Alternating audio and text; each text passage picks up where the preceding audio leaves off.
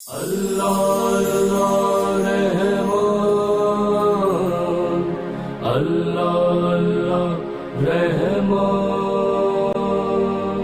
اللہ اللہ رحمان۔ بسم اللہ الرحمن الرحیم۔ السلام علیکم ناظرین، آپ دیکھ رہے ہیں پروگرام ماہ رمضان معرف قرآن میں آپ کا میزبان محمد ارسلان فاروق۔ ناظرین، آج ہم بات کریں گے اسلام میں جہاد کے تصور کے اوپر کہ بنیادی طور پر جہاد سے کیا مراد ہے، اور ہم نے جو جہاد کو سمجھ لیا ہے کہ شاید میدان جنگ کے اندر ہی جا کر دشمن کے خلاف کھڑے ہونا یہی جہاد ہے، یا جہاد کی کوئی اور قسم بھی ہے، اور اپنے آپ کو سیرت رسول صلی اللہ علیہ وسلم کے مطابق، شریعت محمدی کے مطابق چلانا، اللہ کے حکم کے مطابق اور نبی کی زندگی کو اپناتے ہوئے زندگی گزارنا اور موجودہ چیلنجز کو سامنے رکھتے ہوئے گزارنا، کیا یہ بھی جہاد کی ایک شکل ہے کہ نہیں؟ اس کے اوپر بھی بات کریں گے اور اس کے دیگر پہلوؤں کے اوپر بات ہوگی۔ میرے ساتھ جو مہمان شخصیات تشریف رکھتے ہیں، میں بہت مشکور ہوں پیر شفاعت رسول صاحب کا۔ سر بہت شکریہ پروگرام میں جوائن کرنے کے لیے۔ ان کے ساتھ تشریف رکھتے ہیں مفتی سید عاشق حسین صاحب۔ مفتی صاحب، آپ کا بہت شکریہ پروگرام کے اندر جوائن کرنے کے لیے۔ سر، میں اسلامی فلسفہ جہاد کیا ہے، میں چاہوں گا کہ مختصراً اس کے اوپر روشنی ڈالیے گا۔ بسم اللہ الرحمن الرحیم۔ جہاد لفظ جہد سے ہے، اور جہد کا معنی ہوتا ہے کوشش کرنا، کسی نظریے کی اشاعت کے لیے کوشش کرنا جہاد ہے۔ ٹھیک۔ کسی نظریے کو پھیلانا اور اس کو قائم کرنا، ٹھیک، اس کوشش کو بھی جہاد کہتے ہیں۔ ٹھیک ہو گیا۔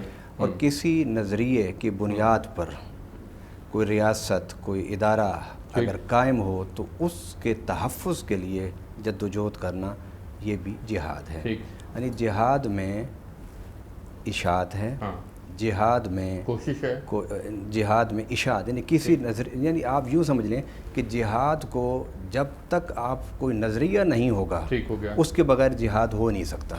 پھر آپ اس کی اشاعت کرتے ہیں، اس کی قبولیت کے لیے کوشش کرتے ہیں، پھر اس کی بقا کے لیے آپ جب تحفظ کے لیے کوشش کرتے ہیں تو وہ جہاد۔ یا یوں سمجھ لیجئے کہ حضور صلی اللہ علیہ وسلم کی حیات مبارکہ میں جب آپ نے جبل ابو قبیس پر کھڑے ہو کے اعلان فرمایا تھا یا ایھا الناس قولوا لا الہ الا اللہ، تو اس لمحے سے آپ نے جہاد کا آغاز فرما دیا تھا۔ پھر مدینہ میں حضور صلی اللہ علیہ وسلم نے جب دین کی تبلیغ کی، دین کی اشاعت کی، دین کی دعوت دی، یہ جو آپ کی دعوت و تبلیغ کا جو پیریڈ تھا 13 سالہ، یہ بھی جہاد تھا، مکی پیریڈ۔ پھر آپ کا ہجرت فرمانا، یہ بھی جہاد تھا۔ پھر مدینہ کی ریاست قائم کرنے کے بعد جب لوگوں نے اس پر مسلح جتھوں کی صورت میں چڑھائی کی، تو پھر قرآن نے کہا اذن للذین یقاتلون بانہم ظلموا وان اللہ علی نصرہم لقدیر۔ اے پیارے نبی صلی اللہ علیہ وسلم، وہ آپ کو ختم کرنے کے لیے، مٹانے کے لیے آ رہے ہیں، اس لیے اپنے دفاع میں ان کی اٹھتی ہوئی تلواروں کو روکنا، وہ بھی جہاد۔ اب یہ آپ کو اس کی اجازت ہے۔ لہٰذا اسلام کا جہاد صرف تلوار سے شروع نہیں ہوتا، بلکہ فکری طور پر، علمی طور پر، دعوتی طور پر، تبلیغی طور پر جس نظریے کی آپ اشاعت کرتے ہیں، اس نظریے کے تحفظ پر اگر کوئی جارحیت کرتا ہے تو اس جارحیت کو روکنا بھی جہاد ہے۔ جس طرح آپ نے کہا کہ ہم لوگ صرف تلوار کے ساتھ جو لڑائی ہوتی ہے اس کو جہاد سمجھتے ہیں، ایسا نہیں ہے۔ مومن کا ہر لمحہ جو ہوتا ہے وہ جہاد ہوتا ہے، کبھی اپنے نفس کے ساتھ، کبھی اپنی خواہشات کے ساتھ، اور کبھی جو ہوتا ہے شیطانی جتھے جب میدان میں اترتے ہیں تو ان کے ساتھ مدافعانہ جب جہاد۔ بالکل ٹھیک ہے، میں آگے بڑھنا چاہوں گا۔ اور مفتی عاشق حسین صاحب، سر جس طرح سے قبلہ نے بڑی خوبصورت تعریف فرمائی اور اس میں پھر مسلسل جد و جہد کو بیان کیا گیا کہ جہاد ایک مسلسل جد و جہد کا نام ہے، کوشش کا نام ہے، اور مسلمان تو مسلسل جد و جہد کرتا ہے، کوشش کرتا ہے۔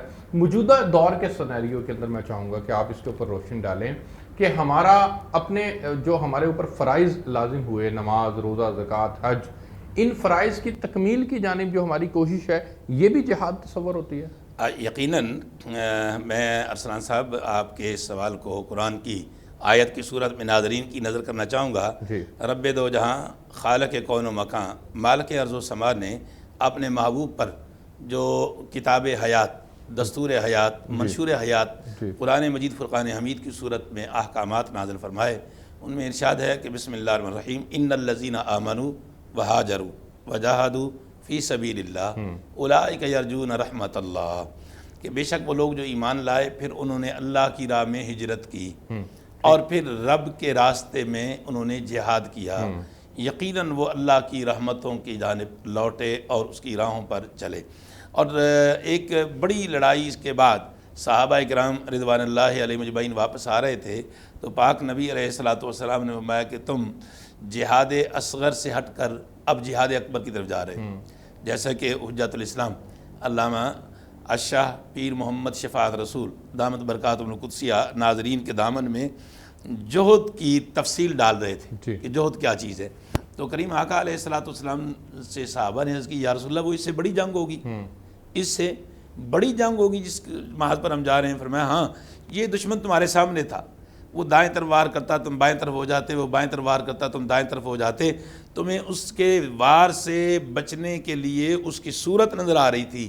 اب ہم جس جہاد اکبر کی جانب جا رہے ہیں، ان الشیطان للانسان عدو مبین، وہ بڑا دشمن شیطان ہے جو تمہیں برائیوں کی طرف ابھارتا ہے اور تم نے اس کا اگینسٹ اللہ اور اس کے رسول کی اتباع کرتے ہوئے اپنی زندگی کو بسر کرنا ہے، وہ جہاد ہے، اور وہ جہاد اس سے بھی بڑا جہاد ہے۔ تو یقیناً ارکان اسلام ہوں یا اخلاق رسول کائنات علیہ السلام کی صورت میں مسکراتی ہوئی زندگی ہو، اس کے لیے کوشش کرنا، لوگوں کو اس کی طرف بلانا، یہ بھی ایک جہاد کی ایک شکل ہے۔ بالکل ٹھیک ہے، مجھے آگے بڑھنا ہے اور میں بریک پہ جاتا ہوں جی، بریک سے واپس آتے ہیں تو پھر پیر شفاعت رسول صاحب سے اس کے اوپر جانیں گے کہ اپنی نفسانی خواہشات کے خلاف چلنا، آپ نے رسم و رواج کو توڑنا ہے، آپ نے دنیا کے اندر جو موجودہ سینیریو کے اندر جو رواج اپنا لیے جن کا شریعت سے کوئی تعلق نہیں ہے، اس کے خلاف کھڑا ہونا، یہ بھی کیا جہاد کی ایک صورت ہوگی؟ ایک بریک لیتے ہیں جی، میرے ساتھ رہیے گا۔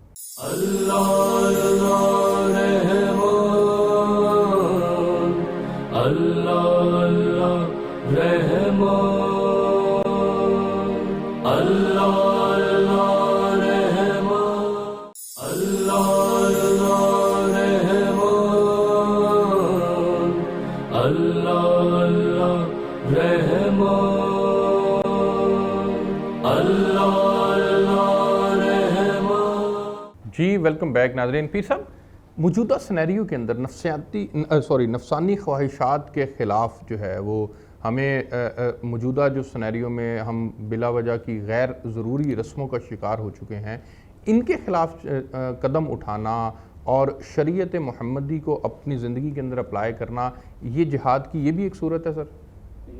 آپ نبی پاک صلی اللہ علیہ وسلم کی حیات مبارکہ کو دیکھیں اور بالخصوص مکہ کی حیات مبارکہ کو، آپ نے جس سے تبلیغ اور دعوت کا کام شروع کیا اس میں 3 پوائنٹ تھے۔ پہلا پوائنٹ یہ تھا کہ آپ نے شرک کے خلاف آواز اٹھائی اور فرمایا لا الہ الا اللہ تفلحو، لا الہ الا اللہ کہو فلاح پا جاؤ گے۔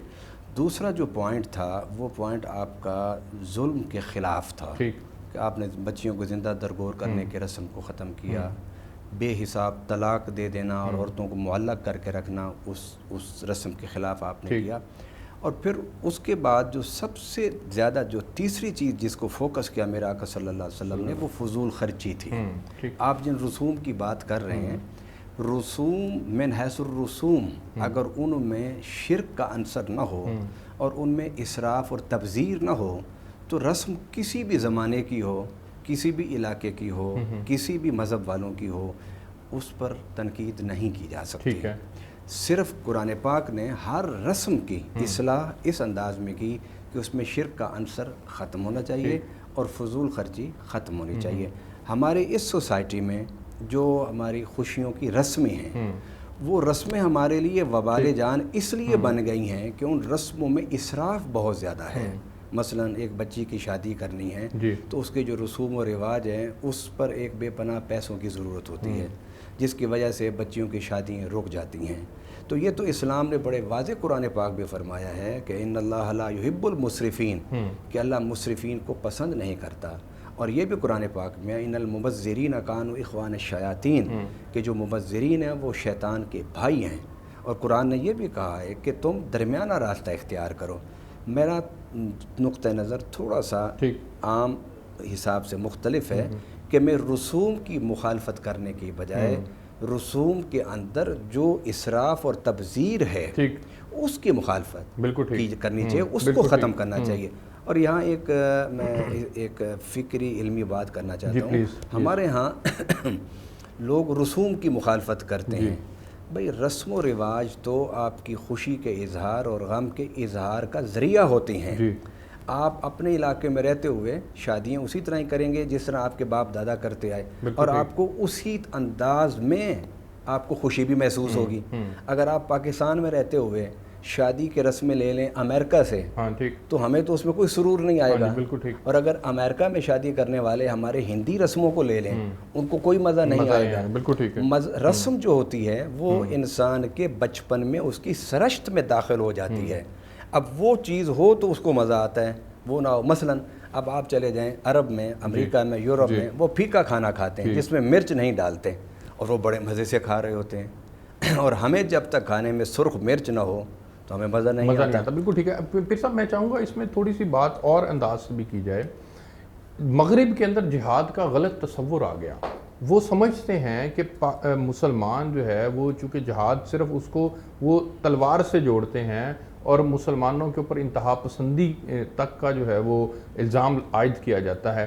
میں چاہوں گا کہ اگر مغرب کو سامنے رکھا جائے اور ان کے جہاد کے نظریے کو درست کرنا ہو مسلمانوں سے متعلق جو وہ ان کی سوچ ہے, تو اس کے لیے جہاد کا تصور بنیادی طور پر فی زمانہ اگر دیکھیں تو وہ کیا ہوگا؟ میرا خیال ہے کہ جہاد کے متعلق اصل سوال یہی بنتا تھا, لیکن آپ کیونکہ رسموں کی طرف لے گئے تھے تو میں آپ کے سوالوں کے جواب دینے کا پابند ہوں.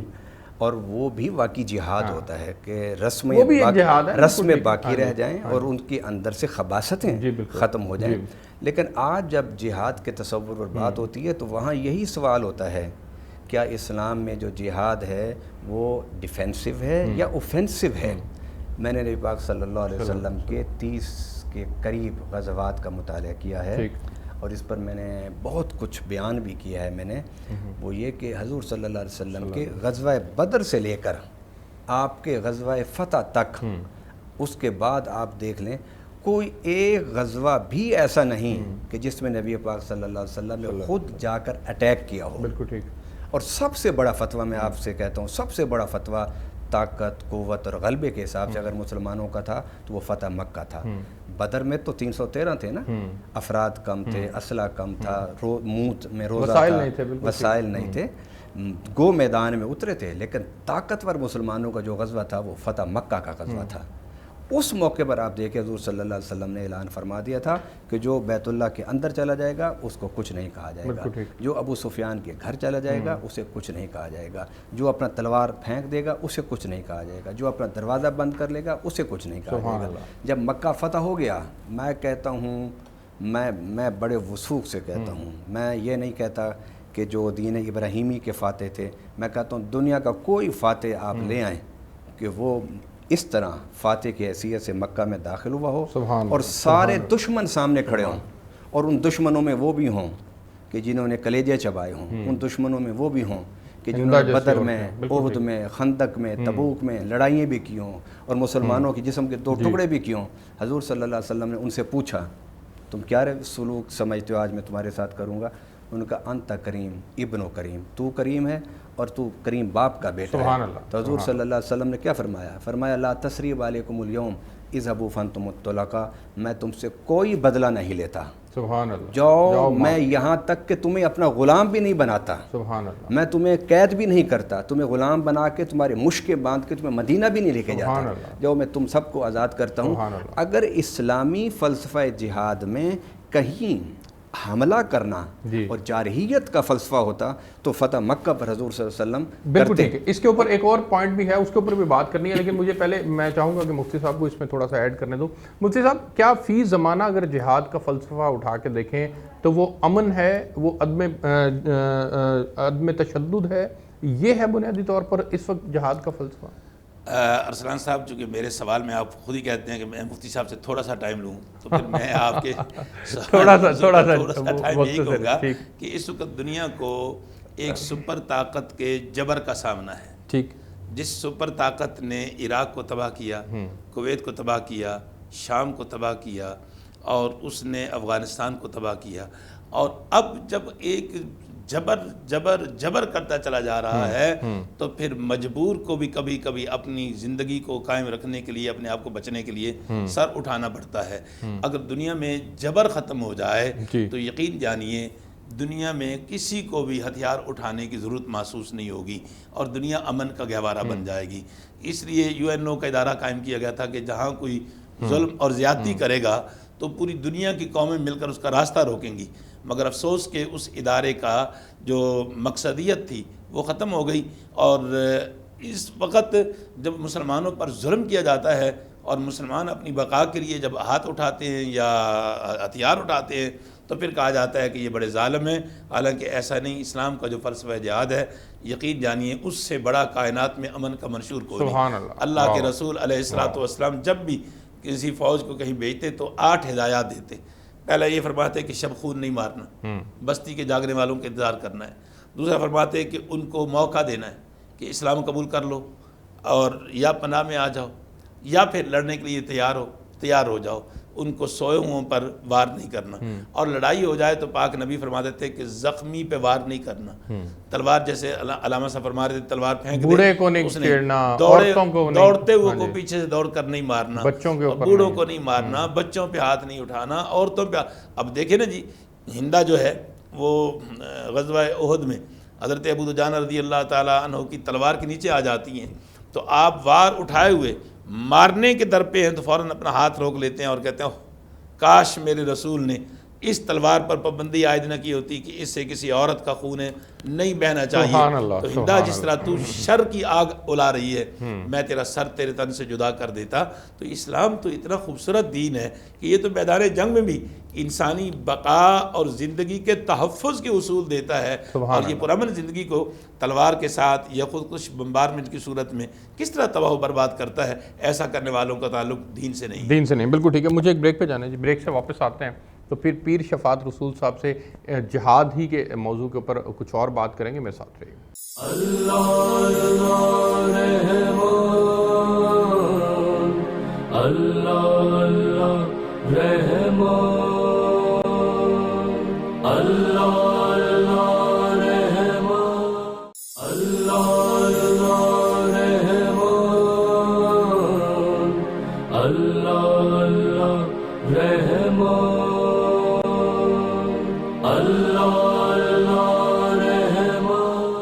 جی ویلکم بیک ناظرین۔ قبلہ مختصراً میں چاہوں گا کہ اس کے اوپر روشنی ڈالیں۔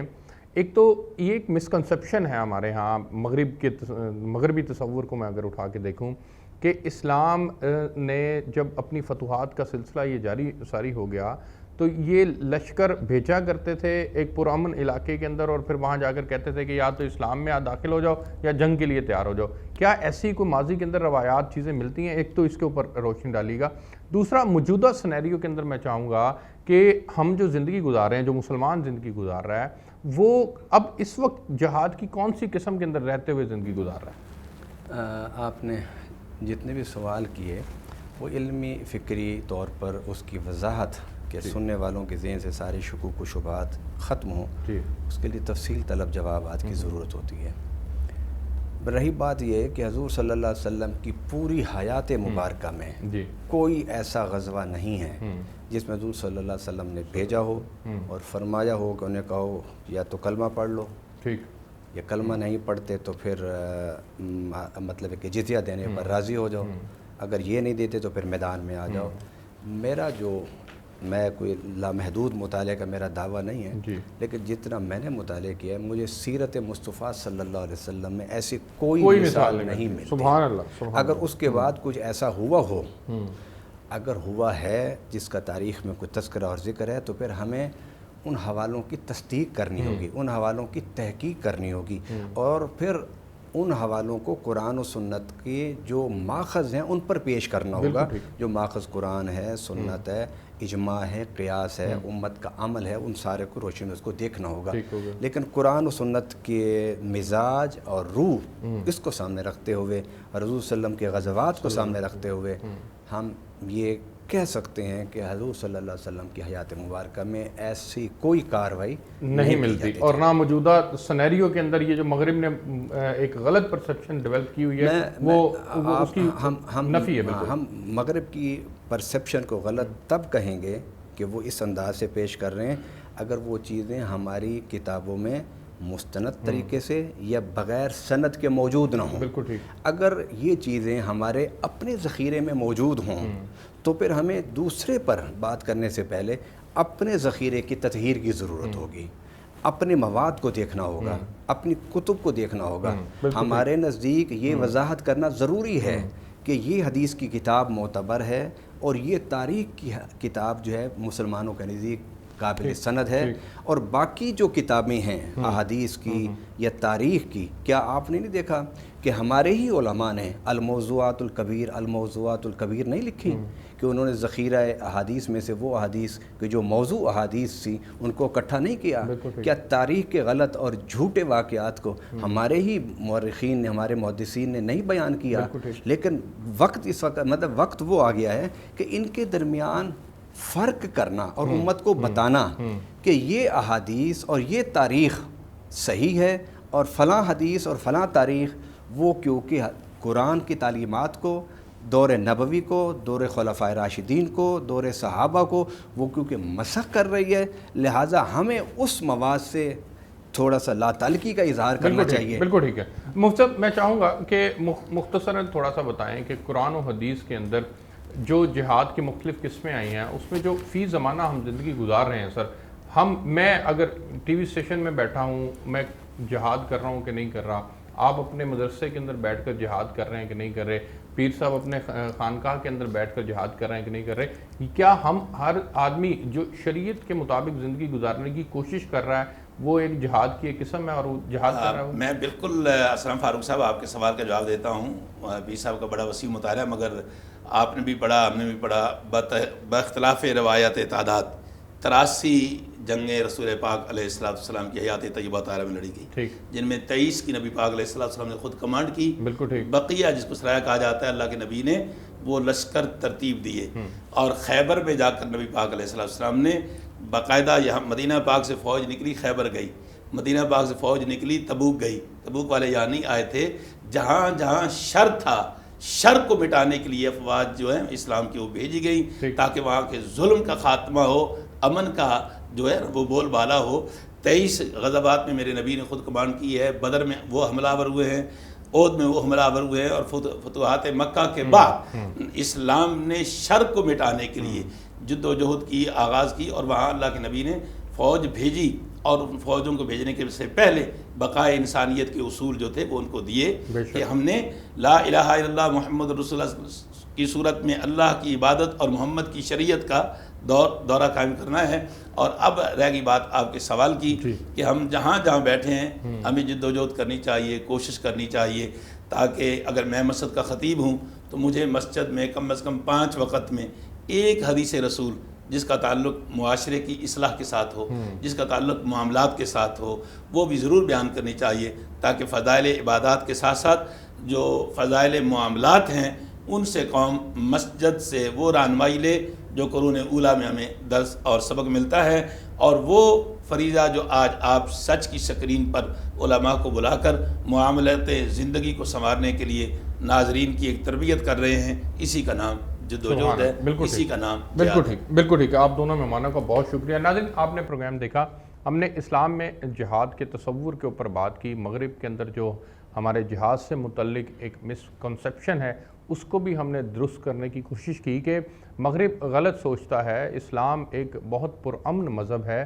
اور حضور صلی اللہ علیہ وسلم کی مکمل طور پر سیرت کے اگر احوال اٹھا کر دیکھیں تو آپ صلی اللہ علیہ وسلم نے سب سے زیادہ اس بات پر زور دیا کہ امن قائم ہونا چاہیے. اور حضور صلی اللہ علیہ وسلم کے بعد بھی جتنے خلفائے راشدین آئے, آپ کی زندگی بھی اٹھا کر دیکھیں اور پھر آج تک کے دور کو اٹھا کے دیکھیں تو اسلام کے اندر یہ کہیں پر نہیں لکھا ہوا کہ آپ دوسروں کے مذہب کو جو ہے وہ زبردستی تبدیل کروائیں. یہ اسلام کے اندر کہیں نہیں لکھا ہوا, بلکہ اسلام تو اس بات کا تصور دیتا ہے کہ آپ کے اگر کے پاس کوئی غیر مسلم رہتا ہے تو آپ نے اس کی جان اور مال کی حفاظت کرنی ہے. یہ اسلامی ریاست کا, یہ مدینہ کی ریاست کا یہ کانسیپٹ ہے.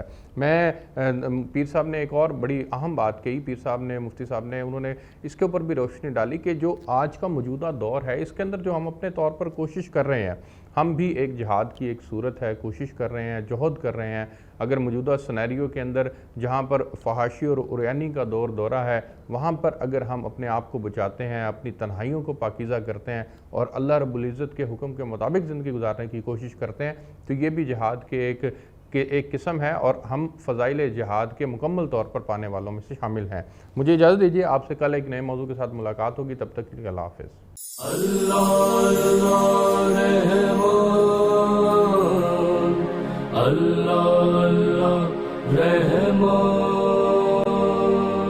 اللہ